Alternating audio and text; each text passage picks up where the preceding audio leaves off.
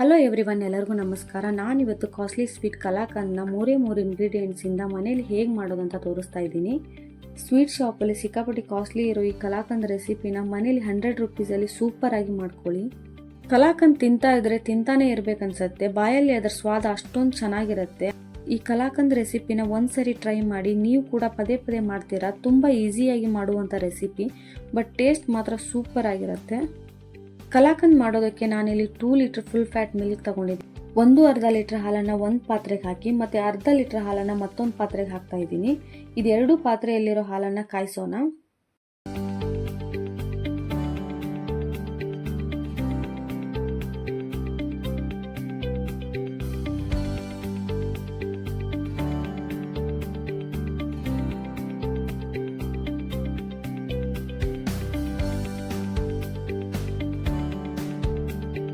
ಹಾಲು ಬಿಸಿ ಆಗೋಷ್ಟರಲ್ಲಿ ನಿಂಬೆಹಣ್ಣನ್ನು ಕಟ್ ಮಾಡಿ ಬೀಜಗಳನ್ನೆಲ್ಲ ತೆಗೆದು ಒಂದು ಬೌಲ್ಗೆ ನಿಂಬೆಹಣ್ಣಿನ ರಸನ ಸ್ಕ್ವೀಸ್ ಮಾಡ್ತಾ ಇದ್ದೀನಿ.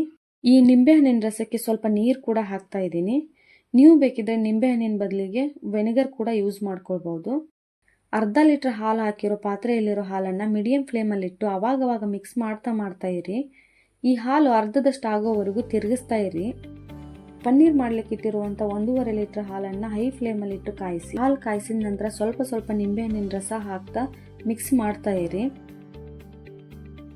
ನಾನಿಲ್ಲಿ ಟೋಟಲ್ ಆಗಿ 1/2 ಲೆಮನ್ ಜ್ಯೂಸ್ ಹಾಕಿದ್ದೀನಿ. ನೀವು ಬೇಕಿದ್ರೆ ನಿಂಬೆಹಣ್ಣಿನ ಬದಲಿಗೆ ವಿನಿಗರ್ ಕೂಡ ಹಾಕೊಳ್ಬಹುದು.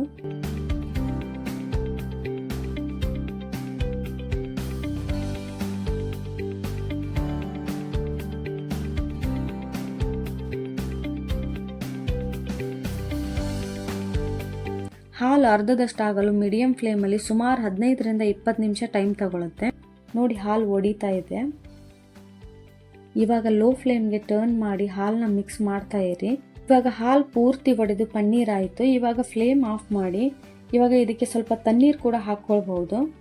ಹಾಲು ಪೂರ್ತಿಯಾಗಿ ಒಡೆದು ಪನ್ನೀರ್ ಸಪ್ರೇಟ್ ಮತ್ತು ನೀರು ಸಪ್ರೇಟ್ ಆಗಿದೆ. ಇವಾಗ ಪೂರ್ತಿಯಾಗಿ ಪನ್ನೀರ್ ಆಗಿದೆ. ಇವಾಗ ಇದನ್ನು ಒಂದು ಕಾಟನ್ ಕ್ಲಾತಲ್ಲಿ ಸೋಸ್ಕೊಳ್ಳಿ ಮತ್ತು ಸ್ವಲ್ಪ ನೀರು ಹಾಕಿ ನಿಂಬೆಹಣ್ಣಿನ ರಸ ಹಾಕಿರೋದ್ರಿಂದ ಹುಳಿ ಅಂಶ ಹೋಗಲಿ ಅಂತ 2 ಸರಿ ನೀರು ಹಾಕಿಬಿಟ್ಟು ಸೋಸ್ಕೊಳ್ಳಿ.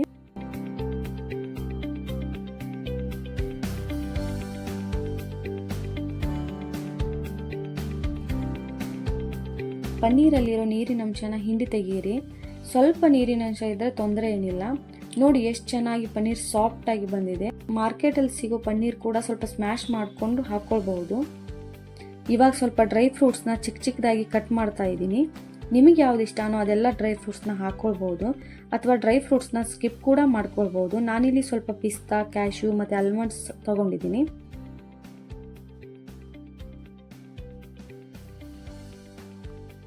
ಇವಾಗ ಹಾಲು ಕೂಡ ಅರ್ಧದಷ್ಟಾಗಿದೆ. ಇವಾಗ ಇದಕ್ಕೆ ಸಕ್ಕರೆ ಹಾಕೋಣ. ನಾನಿಲ್ಲಿ 6 ಟೇಬಲ್ ಸ್ಪೂನ್ ಸಕ್ಕರೆ ಹಾಕ್ತಾ ಇದ್ದೀನಿ. ಗ್ರಾಮ್ನಲ್ಲಾದರೆ 100 ಗ್ರಾಮ್ನಷ್ಟು ಸಕ್ಕರೆ ಹಾಕ್ಕೊಳ್ಬಹುದು. 6 ಟೇಬಲ್ ಸ್ಪೂನ್ ಸಕ್ಕರೆ ಪರ್ಫೆಕ್ಟ್ ಸ್ವೀಟ್ ಇರುತ್ತೆ. ಹಾಲನ್ನು ಕಾಯಿಸಿ ಅರ್ಧದಷ್ಟು ಆದಮೇಲೆ ಈ ಸ್ಟೇಜಲ್ಲಿ ಸಕ್ಕರೆ ಹಾಕಬೇಕು. ಇದಾದ್ಮೇಲೆ ಮಿಕ್ಸ್ ಮಾಡ್ತಾ ಸ್ವಲ್ಪ ಪನ್ನೀರ್ನ ಸ್ಮ್ಯಾಶ್ ಮಾಡ್ತಾ ಹಾಕಿ.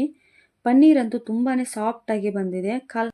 ಕಲಾಕಂದ್ ಸ್ವೀಟ್ ಟೇಸ್ಟ್ ಮಾತ್ರ ಸೂಪರ್ ಆಗಿರುತ್ತೆ. ಮಕ್ಕಳಿಗಂತೂ ತುಂಬಾನೇ ಇಷ್ಟ ಇದು.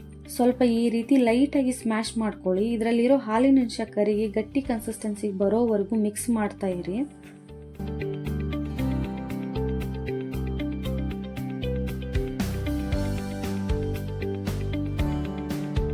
ಇವಾಗ ಟೇಸ್ಟ್ಗೆ ಚಾಪ್ ಮಾಡಿ ಡ್ರೈ ಫ್ರೂಟ್ಸ್ ಹಾಕಿ. ಡ್ರೈ ಫ್ರೂಟ್ಸ್ ಸ್ಕಿಪ್ ಕೂಡ ಮಾಡ್ಕೊಳ್ಬಹುದು. ಫ್ಲೇವರ್ಗೆ 1 ಏಲಕ್ಕಿ ಕುಟ್ಟಿ ಪುಡಿ ಮಾಡಿ ಹಾಕ್ತಾ ಇದ್ದೀನಿ.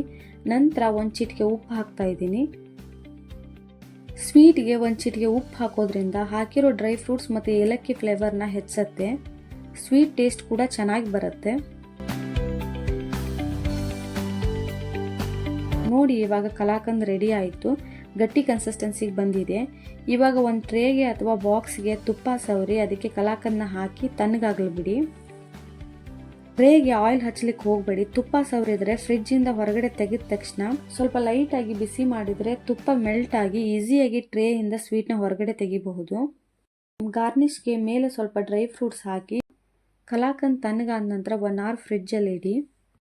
ಪ್ಲೇಟಲ್ಲಿ ಅಥವಾ ಅಗಲವಾದ ಟ್ರೇಯಲ್ಲಿ ಕಲಾಕಂದನ್ನ ಸ್ಪ್ರೆಡ್ ಮಾಡಿಕೊಂಡ್ರೆ ತೆಳುವಾದ ಪೀಸ್ನ ಮಾಡ್ಕೊಳ್ಬಹುದು. ನಾನಿಲ್ಲಿ ಸ್ವಲ್ಪ ದಪ್ಪ ಪೀಸ್ನ ಮಾಡಿದ್ದೀನಿ. ರೋಸ್ ಪೆಟಲಿಂದ ಗಾರ್ನಿಷ್ ಮಾಡ್ತಾ ಇದ್ದೀನಿ. It's totally optional.